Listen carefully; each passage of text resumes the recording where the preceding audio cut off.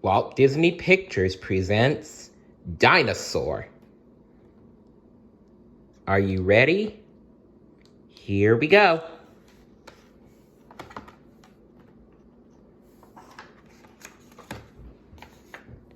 Long ago, in a forgotten time, mighty dinosaurs roamed the earth. These dinosaurs lived off the lush, beautiful land and dwelled in harmony with each other.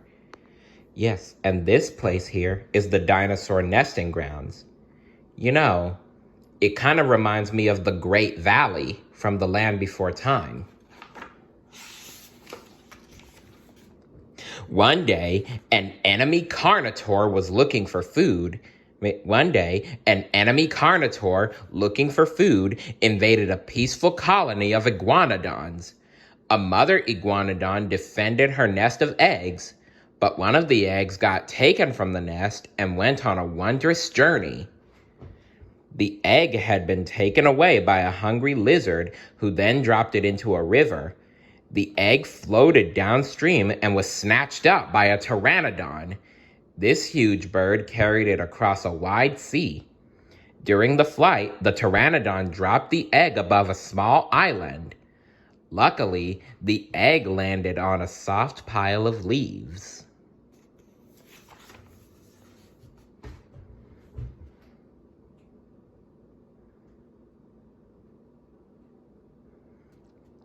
A small furry lemur named Pleo found the egg in the leaves. As she did so, crack! The shell of the egg split open and a strange-looking creature emerged.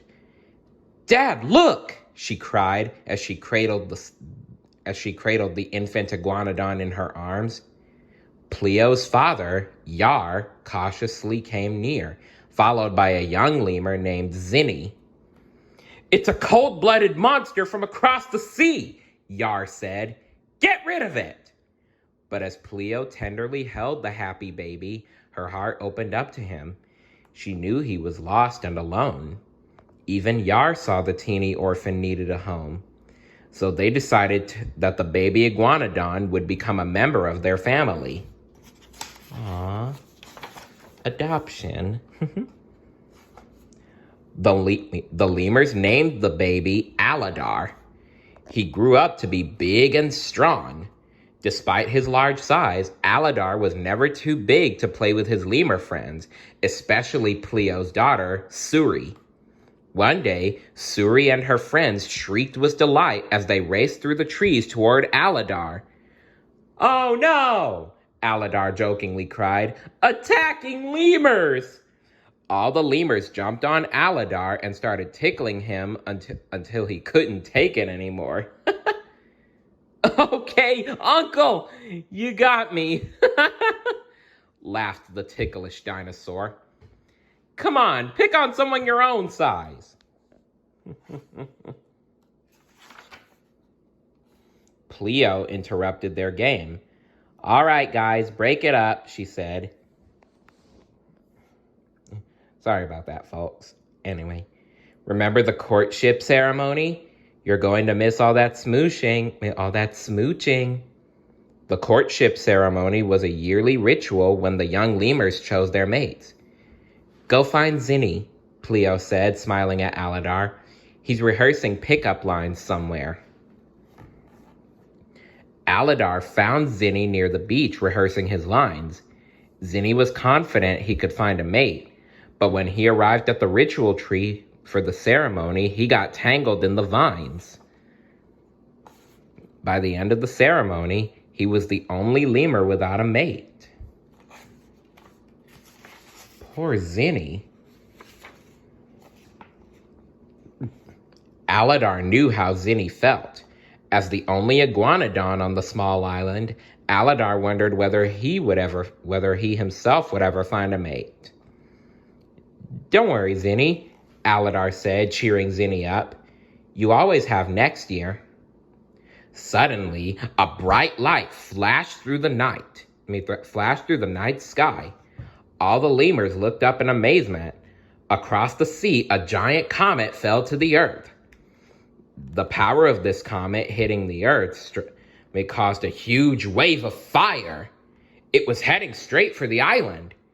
Aladar, Pleo screamed. Where's Suri? Pleo knew something was terribly wrong. Aladar found Suri and placed her and Pleo on his back.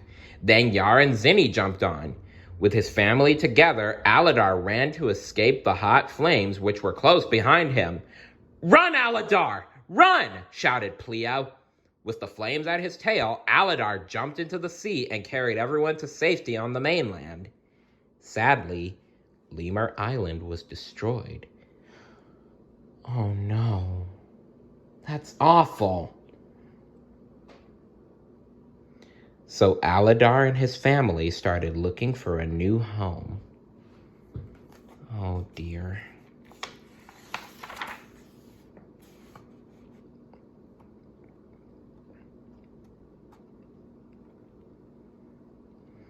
It was a hard journey.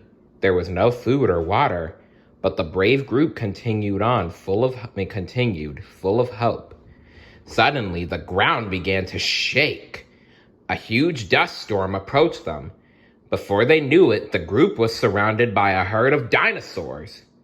Stay out of my way, roared Crone, the leader of the herd, as he marched past them.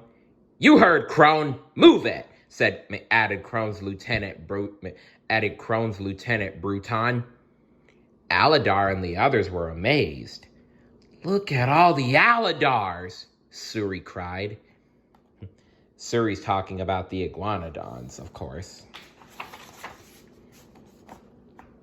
After the herd passed quickly, a small group of dinosaurs followed along. Baleen, Ema, and Earl. My name is Aladar, the Iguanodon greeted them. This is my family. Aladar learned from them that the herd was on its way to a place called the Nesting Grounds. It is the most beautiful place there is, child, Ema explained. It's where the herd goes to have their babies. Because of the comet, the journey was more difficult, and Crone was moving the herd faster. We can hardly keep up, moaned Baleen. Oh dear.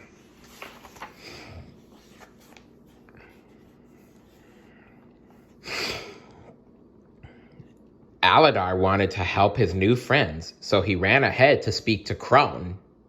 Aladar quickly explained that Ema and Baleen were having a hard time keeping up with the herd. So, Crone, Aladar said, maybe you can slow it down a bit? But Crone didn't seem to care. He believed that only the strongest should survive. After he stormed off, Crone's sister, Nira, walked up to Aladar. Don't worry, she said, smiling. That's how my brother treats newcomers, no matter how charming they are. Aladar watched Nira as she walked away. He wondered if she had smiled at him.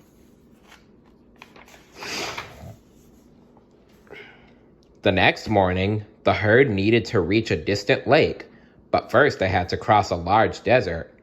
Crone told Bruton to instruct the newcomers. Listen up, Bruton yelled to the herd. If a predator catches you, you're on your own. Well, that doesn't sound like a good idea, Bruton. Eventually, the herd arrived at the lake, but there wasn't any water in it. Ema was ready to cry. There had always been water here, she moaned. Crone realized that the explosion from the comet must have dried up the lake, so he ordered the herd to keep moving. But Ema was exhausted. She couldn't go on. Poor Ema. Oh, Ema, please, begged Baleen. The herd won't wait. We'll be left behind. Baleen stepped forward. As she did, her foot made a squishing sound. Her enormous Brachiosaurus foot had sunk so deep in the dirt that it had hit water. Aladar turned and called out to the rest of the herd. Water! Come on!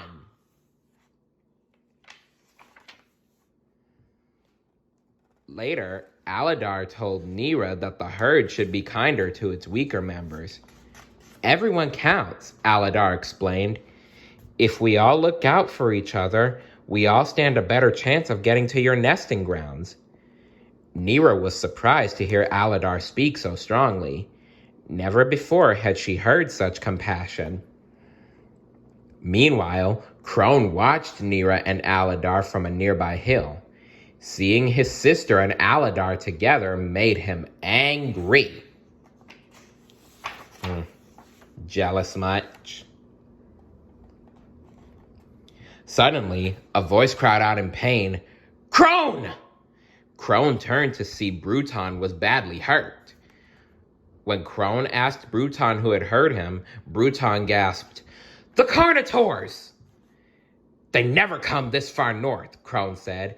"The comet must have driven them out," said Bruton. They had to escape from their predators. Crone ordered the herd to move out quickly. Aladar wanted to be close to Nira at the front, but he had a responsibility to his friends at the back. "Come on, you guys," Aladar urged. "We're going to get left behind." Aladar and the others could not keep up. A thunderstorm moved in. As lightning flashed and thunder roared, the wayward group got lost. Then a shadowy figure appeared in the distance. Was it an enemy Carnotaur? "Oh, it's Bruton," cried Ema. Bruton looked badly hurt. Aladar offered to help him, but Bruton refused. Just then, a flash of lightning lit up the sky. Aladar saw that Ema's pet, Earl, had discovered the entrance to some caves. "If you change your mind," Aladar said to Bruton, "we'll be in those caves." Soon, Bruton did change his mind. He followed the others into the cave. By the way, did you know that the Carnotauruses in this movie were inspired by Sharptooth from The Land Before Time? It's true. Inside the cave, Pleo nursed Bruton's wounds. Bruton noticed that Aladar was encouraging the others. "Why is he doing this? Pushing them on with false hope?" Bruton asked Pleo. Pleo explained, "It's hope that has gotten us this far." Later that night, as everyone slept peacefully, the Carnotaurs found the cave. "I'll hold them off!" Bruton yelled to Aladar. "Save yourself!" Bruton bravely held back the terrible Carnotaurs. Aladar led the others deep into the cave. To beat the Carnotaurs, Bruton knocked down a pillar. But the pillar fell on Bruton. Gosh, he sacrificed himself to save them. Oh, Bruton. The Carnotaurs were beaten, but the cave was closed. Aladar and the others went deeper into the cave, desperately searching for an exit. "Hold on a minute," Zinni said, sniffing the air. "Do you smell that?" "Yeah," answered Suri. It was fresh air. They soon found a hole in the rocks. A ray of sunlight shone through. "Everybody stand back," Aladar shouted, bashing into the rock wall. But a small landslide blocked out the rays of light from the outside. Losing hope, Aladar said, "We're not meant to survive." "Shame on you," Baleen scolded him. "You allowed an old fool like me to believe I was needed, and you know what? You were right." With their last ounce of strength, together, everyone rammed the rock wall until, crash, they broke through. And there lay the nesting grounds. Ema noticed that the pathway to the nesting grounds was blocked by a mountain of boulders. Aladar thought of Nira and the rest of the herd. "They'll never make it over that," Aladar said. So Aladar raced back through the cave to tell them of the secret way to the nesting grounds.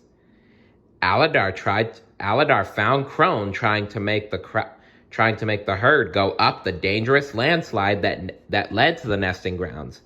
"Stop!" Aladar cried out. "I've been to the valley. There's a safer way." Nira encouraged her brother to listen to Aladar. But Crone was furious. Aladar was challenging his leadership. Crone rammed into Aladar and knocked him to the ground. "Crone, what is wrong with you?" Suddenly, a mighty sound thundered out. Roar! It was a Carnotaur. The herd panicked and began to run. "No, don't move," Aladar told them. "If we scatter, the Carnotaur will pick us off one by one. Stand together." The herd joined Aladar. Side by side, they bravely stood up to the Carnotaur. But suddenly, the Carnotaur saw one member who stood alone. Crone.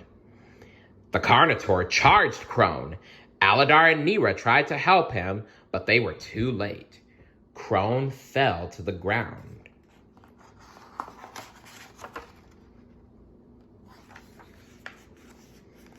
With strength, courage, and Nira's help, Aladar defeated the Carnotaur.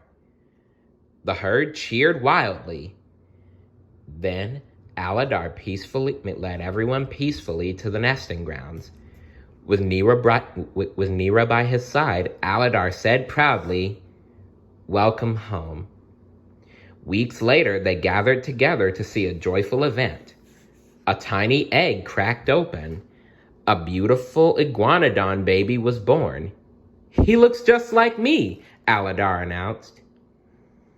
"Meet your dad," Nira said, smiling at her newborn. "He's not as crazy as he looks." Everyone laughed.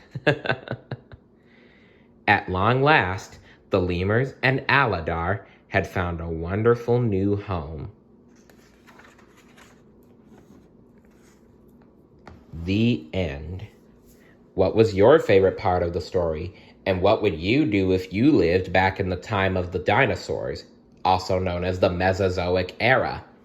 Let me know in the comments below. See you later. Bye.